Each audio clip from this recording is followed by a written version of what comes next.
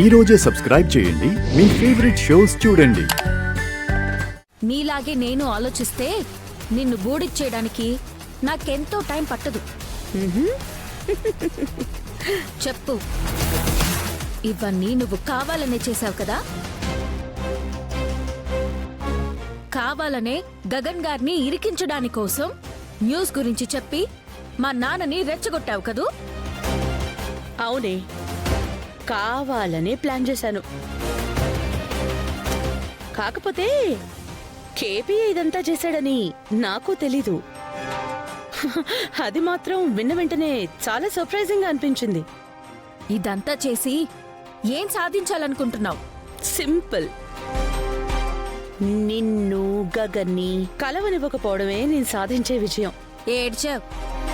ఈ జన్మలో కాదు కదా, నువ్వు 7 జన్మలెత్తినా అది నీకు అయ్యే పని కాదు.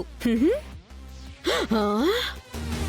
నేను నా గగన్ బావ 7 జన్మలు కలిసే బతుకుతాం. 7 49 అంటే అన్ని జన్మలు కలిసే ఉంటారా అమ్మా? కలలు కంటుంది పిన్ని. మేం కలవకూడదనుకున్న నీ కల కన్నీరైనప్పుడు తెలుస్తున్నప్పుడువా.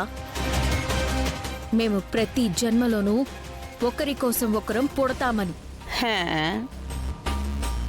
మా సంగతి పక్కన పెట్టప్పుడువా, నీ సంగతేంటి? మా అమ్మ శోభాచంద్రని నువ్వే చంపావని తెలిస్తే నాన్న చేతిలో నీ పరిస్థితేంటి? ఎలా తెలుస్తుంది?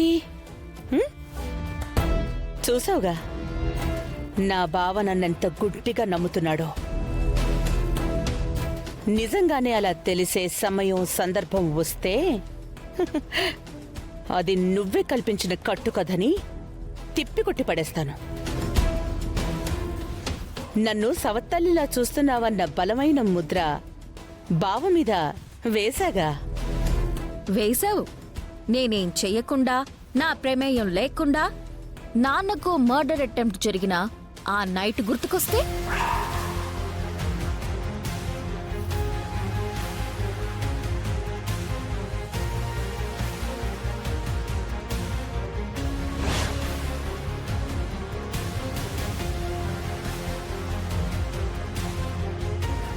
అప్పుడెలా తప్పించుకుంటావు? ఏం మాట్లాడుతున్నావే? అసలు మర్డర్ అటెంప్ట్ కి నాకు సంబంధం ఏంటి? నువ్విలా తడబడుతుంటే నా అనుమానం మరింత పెరుగుతుంది. నువ్వే మా నాన్నను మర్డర్ అటెంప్ట్ చేశావేమోనని నా అనుమానం. నీ పోడనుమానంతో నాకేం పని? అంటే దొరకనంటావు. అసలేం మాట్లాడుతున్నావే? ఆ మర్డర్ అటెంప్ట్ కి నాకు ఏ సంబంధం లేదు అని చెప్తున్నాను కదా.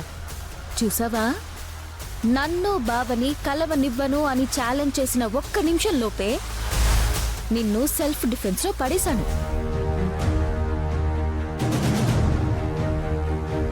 ఇలాగే ఏదో ఒక రోజు నీ నోటితోనే నాన్న ముందు నిజం కక్కిస్తాను. అయినా మనం అంత దూరం వెళ్ళకపోవచ్చులే. పోలీస్ స్టేషన్లో ఉన్నాడే ఆ కిల్లర్ నోరు విప్పితే అది నీ పేరే కావచ్చు.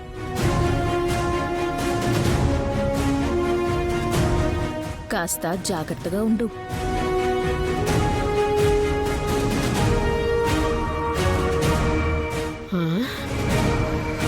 అమ్మో, ఇది మహాముదురు అమ్మాయి. ఆ కిల్లరైనా నీ పేరు చెప్పకపోవచ్చేమో గాని ఇది మాత్రం అన్నంత పని చేసేలాగే ఉంది. నువ్వు కొంచెం జాగ్రత్తగానే ఉండాలి.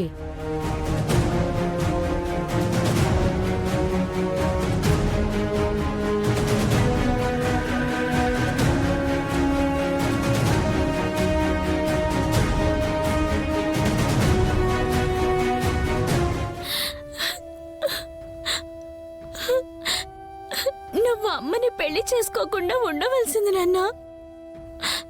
చేసుకున్నా ఈ ఇల్లరికం రావడానికి ఒప్పుకోకుండా ఉండవలసింది నాన్న. తక్కువగా చూడడం, తక్కువ చేసి మాట్లాడటం, ఇప్పుడు కొత్తగా పదే పదే మావయ్య నిన్ను కొట్టడం చూడలేకపోతున్నాను నాన్న. బిందు, ఊరుకోమ్మా, బాధపడకు. నువ్వు చిన్నపిల్లవి. ఏ పరిస్థితుల్లో మీ అమ్మని పెళ్లి చేసుకోవాల్సి వచ్చిందో నేనిప్పుడు చెప్పినా నీకు అర్థం కాదు. నా మాట విని వదిలే. అలా అంటావేంటి నాన్న? అందరి ముందు మిమ్మల్ని కొడుతూ ఉంటే మాకు బాధగా ఉండదా నాన్న? ఉంటుందమ్మా, కానీ మనమేం చేయలేనప్పుడు కర్మ అనుకుని మనం సరిపెట్టుకోవడమే. బాగుందా? అసలు ఇదేమైనా బాగుందా? వదిలే మీరా. ఇప్పటిదాకా బిందు కూడా అదే మాట్లాడుతోంది. అయినా నా మీద చీటికి మాటికి చేయెత్తడం మీ అన్నయ్యకి అలవాటైపోయింది.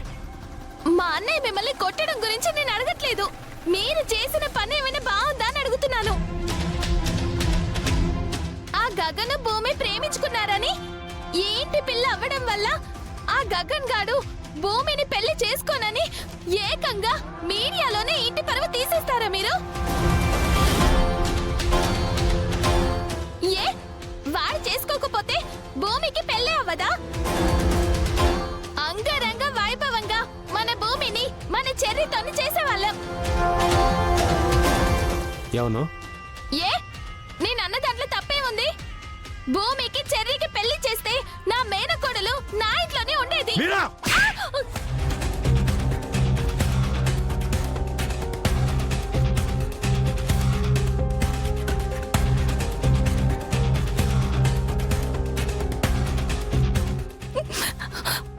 నన్ను కొడతారా? నీకు నోరా తాటిమట్ట? భూమిని చెర్రీకిచ్చి పెళ్లి చేయమని చెప్పడానికి నీకు నోరెలా వచ్చింది? గగన్ చెర్రీ కన్నయ్య భూమి గగన్ ప్రేమించుకుంటున్నారు. ప్రేమించుకోవడం అంటే అది పెళ్లితో సమానం. అంటే భూమి చెర్రీకి వదినతో సమానం. ఇంకోసారి ఇలా మాట్లాడమంటే కొట్టడం కాదు, చంపేస్తాను. అంతేలేండి. మా అన్నయ్య మిమ్మల్ని కొట్టాడు. ఏం చేయాలో తెలియక ఆ ఉక్రోషం నా మీద తీర్చుకుంటున్నారు. దీన్నే చాతకడితనం అంటారు.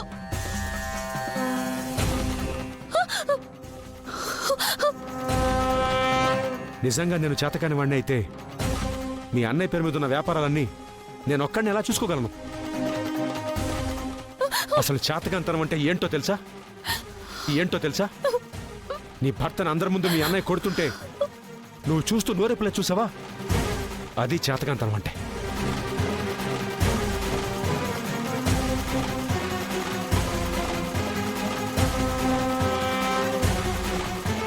చావ ఉండి కూడా, నిన్ను నా పిల్లల్ని బయటికి తీసుకెళ్లి పోషించే శక్తి ఉండి కూడా, ఆ తెలివి ఉండి కూడా ఈ ఇంట్లోనే ఎందుకు ఉండిపోయానో తెలుసా?